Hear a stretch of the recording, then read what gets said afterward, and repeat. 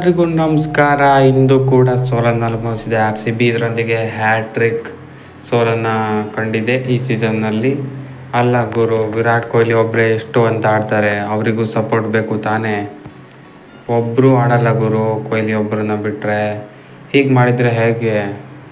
ಸಿಕ್ಕಾಪಟ್ಟೆ ನಿರಾಸೆ ಆಯಿತು ಇವತ್ತು. ವಿಡಿಯೋ ಮಾಡೋದಕ್ಕೂ ತುಂಬಾ ಬೇಜಾರಾಗ್ತಾಯಿದೆ ಇವತ್ತು. 5ರಲ್ಲಿ 1 ಮ್ಯಾಚನ್ನು ಅಷ್ಟೇ ಗೆದ್ದಿದೆ ಈ ಸೀಸನ್ನಲ್ಲಿ ಆರ್ ಸಿ ಬಿ. ಇನ್ನು ಮುಂದೆ ಡೂ ಆರ್ ಡೈನೇ ಆಗುತ್ತೆ ಪಕ್ಕ, ಇದೇ ಥರ ಆಗ್ತಾಯಿದ್ರೆ. ಈ ಮ್ಯಾಚ್ನಲ್ಲಿ ಏನೇನಾಯಿತು ಅಂತ ಸಣ್ಣದಾಗಿ ನೋಡೋಣ ಬನ್ನಿ. ಟಾಸ್ ಸೋತು ಮೊದಲು ಬ್ಯಾಟಿಂಗ್ ಮಾಡಿದ ರಾಯಲ್ ಚಾಲೆಂಜರ್ಸ್ ಬೆಂಗಳೂರಿಗೆ ಅತ್ಯುತ್ತಮ ಆರಂಭ ದೊರೆಯಿತು. ವಿರಾಟ್ ಕೊಹ್ಲಿ ಮತ್ತು ಫಾಫ್ ಡು ಪ್ಲೆಸಿಸ್ ಸಖತ್ತಾಗಿ ಆಡಿದರು. ಒಳ್ಳೆ ಬ್ಯಾಲೆನ್ಸ್ಡ್ ಇನ್ನಿಂಗ್ಸ್ ಆಗಿತ್ತು ಅದು. ಸಖತ್ತಾಗಿ ಆಡ್ತಾಯಿದ್ರು. ಇಬ್ಬರು 100 ರನ್ಗಳ ಗಡಿಯನ್ನು ಕೂಡ ದಾಟಿಸಿದ್ರು ಪಾರ್ಟ್ನರ್ಶಿಪ್ ಮುಖಾಂತರ. ವಿರಾಟ್ ಕೊಹ್ಲಿ ಮತ್ತು ಫಾಫ್ ಡು ಪ್ಲೆಸಿಸ್ ಅವರ ಅತ್ಯುತ್ತಮ ಜೊತೆಯಾಟ 125 ರನ್ಗಳಿಗೆ ಕೊನೆಯಾಯಿತು. 125 ರನ್ ಆಗಿದ್ದಾಗ ಡು ಪ್ಲೆಸಿಸ್ ಅವರು ಔಟ್ ಆಗ್ತಾರೆ. ನಂತರ ಮ್ಯಾಕ್ಸ್ವೆಲ್ ಅವರು ಬರ್ತಾರೆ. ಮ್ಯಾಕ್ಸ್ವೆಲ್ ಏನು ಗುರು, ಈ ಸೀಸನ್ ಈ ಥರ ಆಡ್ತಾಯಿದ್ದಾರೆ.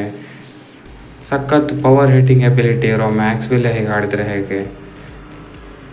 1 ರನ್ಗೆ ಔಟ್ ಆಗ್ತಾರೆ ಇವತ್ತು ಕೂಡ ಅವರು. ಸಖತ್ ಡಿಸಪಾಯಿಂಟಿಂಗು. ಬ್ಯಾಟಿಂಗ್ನಲ್ಲಿ ಯಾರು ಕಾಂಟ್ರಿಬ್ಯೂಟೇ ಮಾಡ್ತಾಯಿಲ್ಲ ಗುರು, ಯಾಕೆ ಹೀಗೆ ಮಾಡ್ತಾರೋ ಗೊತ್ತಿಲ್ಲ. ನಂತರ ಸೌರವ್ ಚೌಹಾಣ್ ಕೂಡ ಔಟ್ ಆಗ್ತಾರೆ.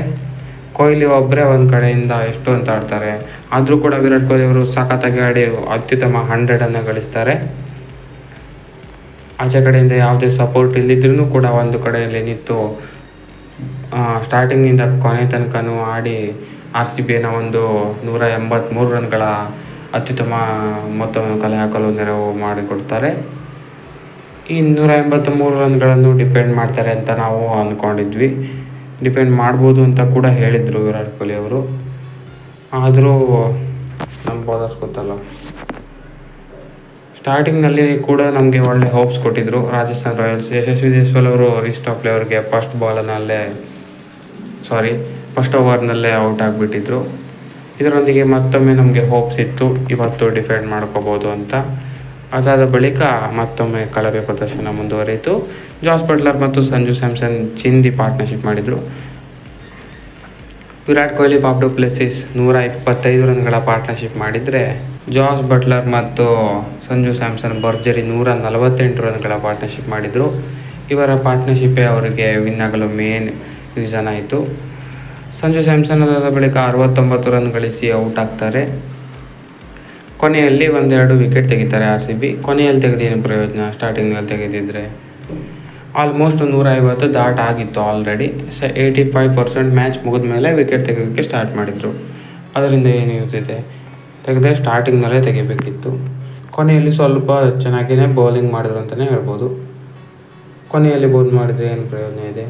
ಆದ್ರೂ ಅವರೇನೇ ವಿನ್ ಆಗಿದ್ದು.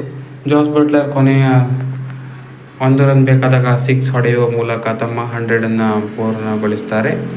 ಇದರೊಂದಿಗೆ 2 ಜನ 100 ಈ ಮ್ಯಾಚ್ನಲ್ಲಿ ಹೊಡೆದಂತಾಗಿದೆ, ವಿರಾಟ್ ಕೊಹ್ಲಿ ಮತ್ತು ಜಾಸ್ ಬಟ್ಲರ್. ಇದರೊಂದಿಗೆ ನಾವು 5ರಲ್ಲಿ ಕೇವಲ 1 ಗೆದ್ದು 4 ಪಂದ್ಯವನ್ನು ಈ ಸೀಸನ್ನಲ್ಲಿ ಸೋತಿದ್ದೇವೆ. ತುಂಬಾ ಟಫ್ ಇದೆ ಅನಿಸುತ್ತೆ ಈ ಸೀಸನ್. ಒಬ್ಬರೂ ಆಡ್ತಾನೆ ಇಲ್ಲ. ಪ್ಲೇ ಆಫ್ಸ್ ಹೋಗೋದು ಹೇಗೆ ಹೀಗೆ ಆಡಿದರೆ?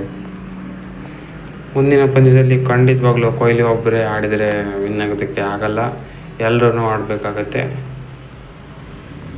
ಹೀಗೆ ಆಡ್ತಾ ಹೋದರೆ ವಿನ್ ಆಗೋದು ತುಂಬಾ ಕಷ್ಟ ಇದೆ. ಏನು ಮಾಡ್ತಾರೋ ಗೊತ್ತಿಲ್ಲ. ಅದು ಕೂಡ ಮ್ಯಾನೇಜ್ಮೆಂಟ್ ಕೂಡ ಸಖತ್ತಾಗಿ ಪ್ಲೇಯರ್ನ ಆಯ್ಕೆ ಮಾಡ್ಬೋದಿತ್ತು, ಅದನ್ನು ಕೂಡ ಮಾಡ್ತಾಯಿಲ್ಲ. ಚಾನ್ಸಸ್ಸನ್ನು ಕೊಡಬೇಕಿತ್ತು ಬೇರೆ ಪ್ಲೇಯರ್ಸ್ಗೂ, ಅದನ್ನು ಕೂಡ ಮಾಡ್ತಾಯಿಲ್ಲ R C B management. I hope ಮುಂದಿನ ಪಂದ್ಯಗಳಲ್ಲಿ ಎಲ್ಲ ಸಮಸ್ಯೆಗಳನ್ನ ಸಾರ್ಟ್ ಔಟ್ ಮಾಡಿಕೊಂಡು ಬರ್ತಾರೆ ಅಂತ ಅಂದ್ಕೊಂಡಿದ್ದೀನಿ.